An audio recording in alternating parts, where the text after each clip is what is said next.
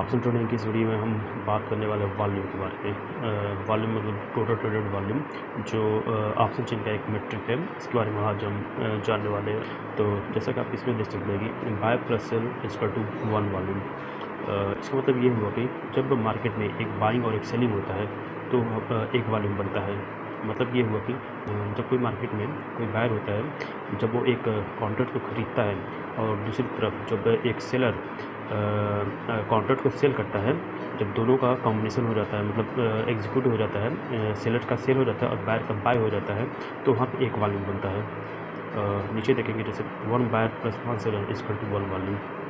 ये जो वॉल्यूम होता है, जो एक वॉल्यूम होता है, उसमें बाइंग और सेलिंग दोनों इन्वॉल्व होते हैं, मतलब it includes both buying and selling. इसका मतलब ये हुआ कि जब हम एक वॉल्यूम को देखते हैं तो उससे हम ये मेज़र नहीं कर सकते या फिर ये एनालिसिस नहीं कर सकते कि मार्केट में बाइंग चल रहा है या सेलिंग चल रहा है, क्योंकि एक वॉल्यूम जो है बाय और सेल दोनों से मिलकर बना हुआ है, ना कि सिर्फ बाय या फिर सिर्फ सेल से बना हुआ है। मार्केट में बाय या सेल का एनालिसिस करने के लिए हमें अलग से बाय और सेल का डेटा चाहिए होता है, जो कि हमें वेबसाइट के ऑप्शन चेन के डेटा में देखने को नहीं मिलता। लेकिन जो अगर आप एक्सेल का अगर आप ऑप्शन चेन का जो डेटा है उसको आप एक्सेल में यूज़ करते हैं तो आपको वहाँ पे बाय और सेल दोनों का अलग अलग डेटा मिल जाता है।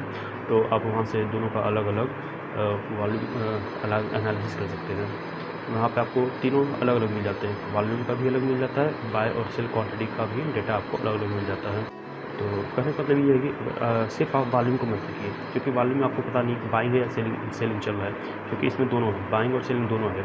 इसके लिए आपको मार्केट में बाइंग या सेलिंग चल रहा है, उसके लिए आपको अलग अलग डेटा चाहिए होगा, बाइंग और सेलिंग का अलग अलग डेटा चाहिए होगा, तब आप जाके पता कर सकते हैं कि मार्केट में बाइंग या सेलिंग चल रहा है। क्योंकि जो वॉल्यूम है उसमें बाइंग और सेलिंग दोनों चल रहा है, और जब ये दोनों एक साथ होते हैं तो एक वॉल्यूम बनता है। मार्केट के मूड को एनालाइज करने के लिए हमें बाय और सेल का जो डेटा होता है वो भी चाहिए होता है। इसके लिए मैं सजेस्ट करूँगा कि आप ऑप्शन का जो डेटा है उसे एक्सेल में यूज़ करिए, या फिर जो एनएससी का जो एपीआई है उसको यूज़ करिए। वहाँ पे आपको वॉल्यूम जो टोटल वॉल्यूम है उसका भी डेटा अलग मिलता है, और जो बाय और सेल का जो डेटा है वो भी आपको वहाँ पे मिल जाता है अलग से। तो वहाँ पे आप अच्छे से एनालाइज कर सकते हैं कि मार्केट में बाइंग चल रहा है या सेलिंग चल रहा है।